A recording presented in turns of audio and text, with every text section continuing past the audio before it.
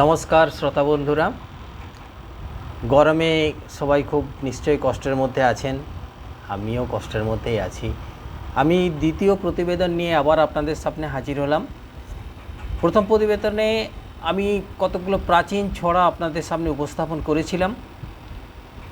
ভেবেছিলাম কি জানি শ্রোতা বন্ধুরা আমার কেমনভাবে নেবেন, কীভাবে নেবেন, কিন্তু আমি খুব সুন্দর রেসপন্স পেয়েছি। অনেকেই খুশি হয়ে আমাকে কমেন্টস করেছেন। আমার খুব ভালো লেগেছে যে খুব সাধারণ জিনিসগুলো মানুষের মনে যে এতটা দাগ কাটতে পারে আমি ভাবতে পারিনি। কারণ আজকাল তো সবাই একটু মডার্ন যুগের, একটু হাই টেকনোলজির দিকে যায়। তো সেখান থেকে আমি আবার দ্বিতীয় প্রতিবেদনের জন্য এলাম।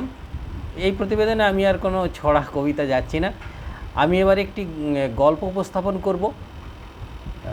আমাদের প্রখ্যাত লেখক বনফুল শ্রী বলয়চাঁদ মুখোপাধ্যায়ের লেখা শ্রীপতি সামন্ত। এটাও আমরা ছোটোবেলায় খুব পড়েছি, আমার খুব ভালো লেগেছিল। তো আশা করি আপনাদেরও ভালো লাগবে। লাগবে কি লাগবে না সেটা আমাকে কমেন্টসে জানাবেন। আর যাদের লাইক করা বা সাবস্ক্রিপশানের জন্য আমি অনুরোধ করছি। আমি শুরু করছি। শ্রীপতি সামন্ত। ট্রেনে অসম্ভব ভিড়, তিল ধারণের স্থান হয়তো আছে, কিন্তু মনুষ্য ধারণের সত্যিই স্থানাভাব। তৃতীয় শ্রেণীতে লোক ঝুলিতেছে, মধ্যম শ্রেণীতে গাদাগাদি, এমনকি দ্বিতীয় শ্রেণীর সমস্ত বার্থগুলি অধিকৃত। কেবল প্রথম শ্রেণীটি খালি বলা চলে। সেখানেও সাহেবি পোশাক পরিহিত এক ভদ্রলোক বসে আছেন। একটি স্টেশনে গাড়ি থামিয়াছে, রাত্রি 8টা হইবে। শ্রীপতি সামন্ত সমস্ত প্ল্যাটফর্মময় ছুটাছুটি করিয়া বেড়াইলেন, কোথাও উঠিতে পর্যন্ত পারিলেন না। অথচ তিনি দৃঢ় প্রতিজ্ঞ যে ঘুমাইয়া যাইবেন। টিকিট তৃতীয় শ্রেণীর। সকলে নেপোলিয়ান নহেন, সামন্ত মহাশয় তো নহেনি। সুতরাং তাহার দ্বারা এ অসম্ভব সম্ভব হইল না। বার কয়েক ছুটাছুটি করিয়া অদ্য এই ট্রেন যুগে তৃতীয় শ্রেণীতে ঘুমাইয়া ঘুমাইয়া কলিকাতা যাওয়ার আশা সামন্ত মহাশয়কে অবশেষে ছাড়িতে হইল। কিন্তু অদ্য তাহার নিদ্রার অত্যন্ত প্রয়োজন। বিগত 3 রাত্রি মোটে ঘুম হয় নাই। সর্বেশ্বরবাবুর নাতনিটির বিবাহের গোলমালে 2 রাত্রি তিনি চোখের পাতার এক করিতে পারেন নাই। কাল তো অসহ্য গরম গিয়াছে, লোকে পাখা নাড়াইবে না ঘুমাইবে। স্খলমান চশমাটা সামলাইয়া সামন্ত মহাশয় সহসা কুলিটিকে বলিলেন, ওরে দাঁড়া। শ্রীপতি সামন্ত নেপোলিয়ান নহেন ঠিকই, কিন্তু তিনি স্বর্গীয় ছিদাম সামন্তের কীর্তিমান পুত্র। যে ছিদাম সামন্তের প্রতিভার গুণগান এখনও ছেলে বুড়ো সকলেই করিয়া থাকে। শ্রীপতি সামন্ত থমকিয়া দাঁড়াইয়া গেলেন। বিদ্যুৎ চমকের মতো একটা বুদ্ধি মাথায় খেলিয়া গেল। গাড়ের সহিত কথোপকথন নিরত কাপড় টুপি পরিহিত ছোটবাবুর নিকট হাত কচলাইতে কচলাইতে সামন্ত মহাশয় বলিলেন, ট্রেন তো আগে চড়াই দায়, হুজুর যদি অনুমতি করেন এই 1 পাশটায় আমি চড়ে পড়ি।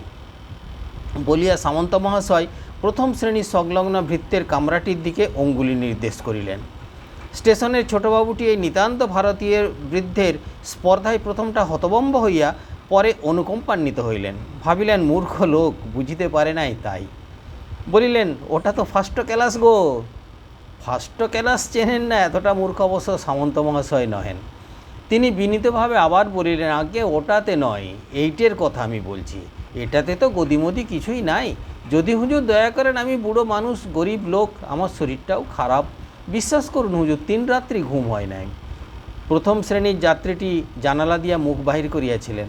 তাহার মুখের এক প্রান্ত হইতে একটি ধূমায়মান পাইপ ঝুলিতেছিল। সামন্ত ছোটবাবু সংবাদ তিনি উপভোগ করিতেছিলেন। সামন্ত মহাশয়ের বাহ্য দৃশ্য অবশ্য মনোহর নহে। পরনে একটি আধময়লা থান, খালি গা, পায়ে ধূলিধূসরিত একজোড়া দেশি মুচির তৈয়ারি চটি, চোখে তির্যকভাবে বসানো কাঁচ ফাটা চশমা, চশমার ফ্রেম নিকেলের এবং তাহারও ডান দিকের ডান্ডাটা নাই, সেদিকে সুতা বাঁধা।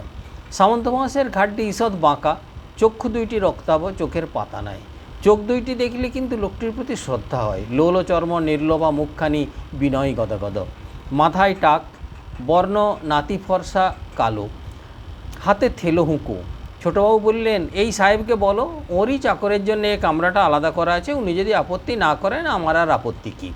প্রথম শ্রেণীর যাত্রীটি সাহেবী পোশাক পরিহিত হইলেও বাঙালি, কিন্তু মাথা নাড়িয়া পাইপ চিপাইয়া তিনি উত্তর দিলেন, that can't be, I can't allow.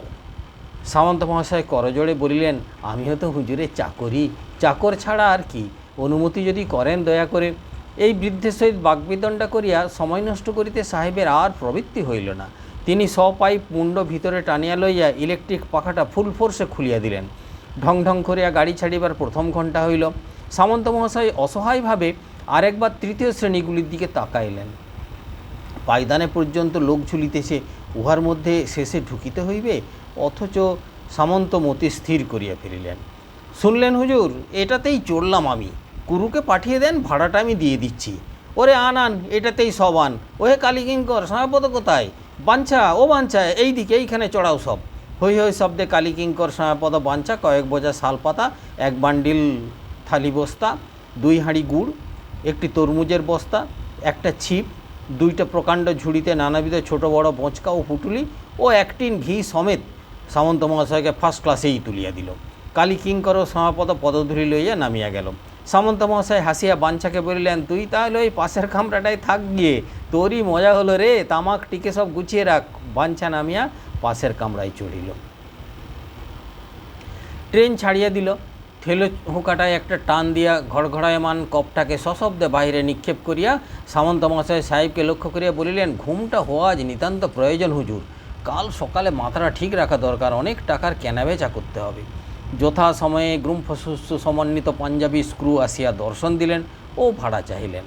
Samanta মহাশয় বেঞ্চির উপর উবু হইয়া ক্রুর দিকে ঈষৎ পিছু ফিরিয়া বসিয়া কোমর হইতে এক সুদীর্ঘ গেঁজে বাহির করিয়া বেঞ্চির উপর সেটি উজাড় করিয়া ঢালিলেন এবং ক্রুর নির্দেশ মতো নিজের যাবতীয় জিনিসপত্রের ভাড়া চুকাইয়া দিয়া সরসিদ গেঁজেটি পুনরায় কটিবদ্ধ করিলেন। কেহ যদি গনিয়া দেখিতে পাইত সামন্ত মহাশয়ের গেঁজেতে খুচরা টাকা ছাড়া 10,000 টাকার নোটই রহিয়াছে। তারপর পাঞ্জাবি ক্রু বাঙালি সাহেবটির দিকে তাকিয়া ফিরিয়া বলিলেন, your ticket please, my ticket is in my suitcase, please take my word for it, I can't punch your word, my duty is to punch tickets. অবশেষে দেখা গেল বাঙালি সাহেবটির নিকট দিয়াশালাই পাইপটি ও একটি সিনেমা সাপ্তাহিক ছাড়া আর কিছুই নাই। বচসা বাঁধিল। বিশুদ্ধ ইংরেজিতে বেশিক্ষণ বচসা চালানো শক্ত, সুতরাং উভয়ই রাষ্ট্রভাষা হিন্দি শরণাপন্ন হইলেন। সামন্ত মহাশয়ের একটু তন্দ্রা আসিয়াছিল, ভাঙিয়া গেল। তিনি উঠিয়া বসিলেন। এ আবার কি ফ্যাসাদ হইল, ঘুমাইতে আর দিবে না দেখিতেছি। ভগবান বিরূপ হইলে কাহার বাবার সাধ্য ঘুমাই, দুর্গা শ্রীহরি। সামন্ত মহাশয় সশব্দে বিজৃম্ভণ করিলেন। সহসা সামন্ত মহাশয়ের কানে গেল, কুরু যেন সাহেবটিকে বলিতেছে যে বাঙালি বাবুদের সে ভালো করিয়াই চেনে। সুতরাং সামন্ত মহাশয়ের চুলহীন ভ্রুযুগল কুঞ্চিত হইল। তিনি আবার উবু হইয়া বসিয়া কোমর হইতে গেঁজে বাহির করিলেন। ও কুরু মহাশয়, বাজে কথার কচকচাতে আর কাজ কি? কটা টাকা লাগবে বলুন, আমিই দিয়ে দিই। ঘুমটা আমার হওয়া আজ নিতান্তই দরকার, যাহা 52 তাহাই 53। সাহেব ও ভ্রু উভয়ই বিস্মিত হইলেন। বলে কি? সামন্ত মহাশয় কিন্তু সমস্ত ভাড়াটা মিটাইয়া দিলেন এবং সাহেবকে বলিলেন, আপনিও তো হুজুর কলকাতা যাচ্ছেন, আমার গদিতে টাকাটা জমা দেবেন সুবিধা মতো।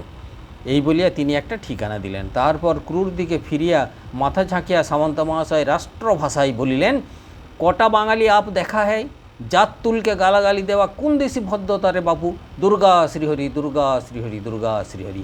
সামন্ত মহাশয় আবার বেঞ্চে লম্বমান হইলেন। বাঙালি সাহেবটি সামন্ত মহাশয়ের গদিতে টাকাটা ফেরত দিয়েছিলেন কি না জানি না, কিন্তু সমস্ত পথটা তিনি আর পাইপ ধরাতে সাহস করিলেন না। নমস্কার।